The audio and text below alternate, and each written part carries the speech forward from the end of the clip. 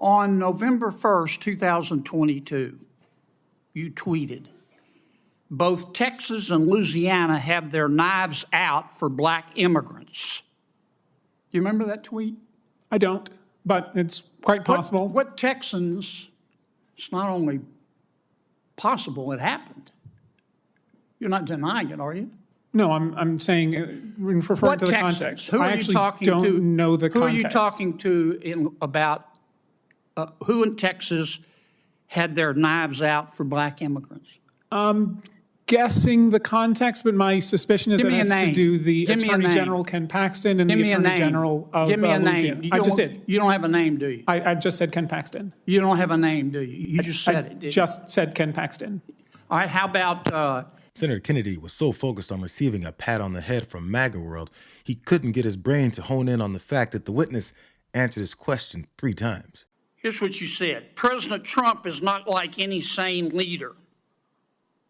I'm very proud of General Milley for saying that President Trump is a total fascist.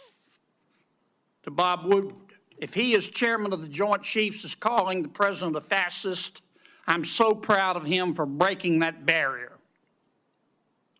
The challenge is because most MAGA Republicans, they don't understand what fascism is. The reality is that they are, in fact, fascists themselves. Did I read that accurately? Senator, I am happy to discuss my personal perspectives with you separately at any time. That's not the purpose of the hearing today. Did I read that accurately? I believe so, yes. Yeah. You think you're smarter than the American people, don't you? Absolutely not, Senator. I am here to discuss the use of the military as part of this mass deportation. You think you're more virtuous than the American people, don't you, General? Senator, I am insulted by your comment. So John Kennedy probably wasn't very happy that he even had to listen to experts and information at the Senate Judiciary hearing on the devastating effects that Trump's mass deportation plan will have on the country. So in true form, a few Republicans decided to use the opportunity to fight with witnesses and prove their blind loyalty, rather than use the information to benefit the country that they say they serve. Why would you want American citizens and those who are here lawfully to have to compete against illegal immigrants who, by the way, are often paid not minimum wage, who are not given the federally mandated benefits precisely because they're here illegally? Why would you want to drive down the wages of millions of working Americans who can't get those jobs in construction, agriculture, and hospitality because illegal immigrants are getting them, suppressing wages in the meantime? Why would you want to do that? Well, if you didn't hear from my initial testimony, you know I don't want that. Listen, I read your testimony word for word, and I've been watching it, and I know what the answer is. You don't actually care about working people because you're absolutely hell-bent on this ideological agenda of opening our border. You want to give everybody who's here a path to citizenship. You want blanket amnesty. You talk about mass deportations. That's your word, not Trump's. You want mass amnesty, right? You know, when legislators scream questions at witnesses they disagree with for the sole purpose of answering those questions themselves instead of listening to the responses, it doesn't show strength or wisdom. It just shows that they're afraid of the answer. You know, but I get the feeling that that immigration attorney and senior fellow at the American Immigration Council doesn't simply not care about working people and is simply focused on open borders. We want a path to citizenship for That's people amnesty. who pass a background check, who pay a That's fine. amnesty, who you and just that said way there's we'll get millions a of people, level 13 playing million people. Right, 13 million people you want to dump into the labor force. They are Who already will drive in the labor force, illegally. Senator. They're here, Yes. taking jobs So from let's American make it citizens and legal selling. and Oh, avoid perfect. So this. here's your plan. So just if you're wondering, America, here's the Democrats' plan. Take the 13 million plus illegals who are here, taking jobs from Americans, taking wages down, taking health care benefits, and bring them here legally so that they can continue to drive down wages, flood the labor force, and suppress all Senator of the Hawley, they above. can't flood the labor force if they're already part of the labor force, which is They the are economic flooding the issue labor today. force now. That's what's happening now. Americans should ask themselves, what does all this partisan barking do to solve the problems that they claim they want solved? The obligation to characterize any view that doesn't solely carry the politically driven message that every migrant is a drug smuggling rapist keeps people like Hawley from hearing some possible solutions.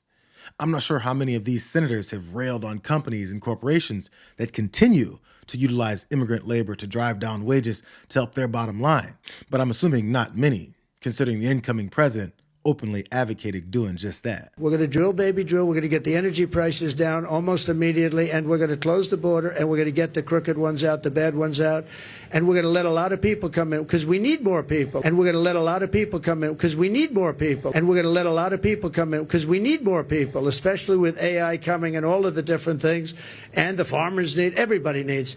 But we're going to make sure that they're not murderers, killers, drug dealers, and the kind of people that we have largely coming in right now. Not sure how many people realize Donald Trump openly advocates for bringing in migrants to work those same jobs that Josh Hawley is working so hard to characterize as the Democrat agenda to steal American work.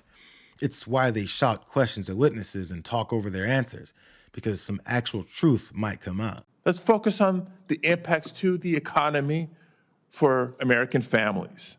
Because the fact is, there are millions of undocumented immigrants living in the United States today who are working in industries critical to our entire economy. Undocumented immigrants make up nearly 15% of all construction workers, for example, and roughly half of our agricultural workforce. Again, if you care about the cost of housing, you care about food prices at the grocery store, you should be paying attention. Senator Padilla there is voicing what many Democrats always point out, that undocumented labor sadly fuels many industries in ways that allow them to barely pay them in order to keep costs down. But the only reason that they rely on this predatory business model is because they're unwilling to pay American citizens a living wage to do the same work. So they take advantage of desperate people that migrated for a chance at surviving. And since we as Americans put the economic interests of the rich and corporations above anyone else, we just allow it. But if Trump and Tom Homan somehow carry out their poorly thought out plan of mass deportation, Republicans better have a populist plan to force businesses to pay for their labor force. Congress has a choice. Instead of going down that path, we can instead crack down on exploitation, strengthen millions of families, and build American prosperity by providing undocumented immigrants a way to fix their papers. The choice is clear. But none of that can be achieved when some legislators who are beholden to partisan narratives for the sake of playing politics for re-election refuse to acknowledge potential solutions. They're not there to solve this problem. Because if it was solved, and if that solution included some of these suggestions from people that they've demonized, their divisive political careers would be over. It's how we've gotten to the point where simply howling about how fast they can conduct a mass deportation project that completely ignores the many detrimental effects that it would have is somehow considered responsible leadership. And sadly, experiencing those effects that these witnesses are trying to convey may be the only way that we're convinced. I might be deported because I'm a naturalized citizen. And Stephen Miller, who is Donald Trump's deputy chief of staff, has said that they're going to embark on a denaturalization program. So I could be deported, my citizenship could be taken away, and my children could be deported because they have birthright citizenship. So this is not what the country voted for. Let's be very clear. Americans voted for Trump because of groceries, because of lowering costs. He has not talked about that one bit. What this country did not vote for is to deport the 11 million undocumented immigrants who do critical work for our economy, who have injected $7 trillion into our economy. And what Americans want is a solution to immigration.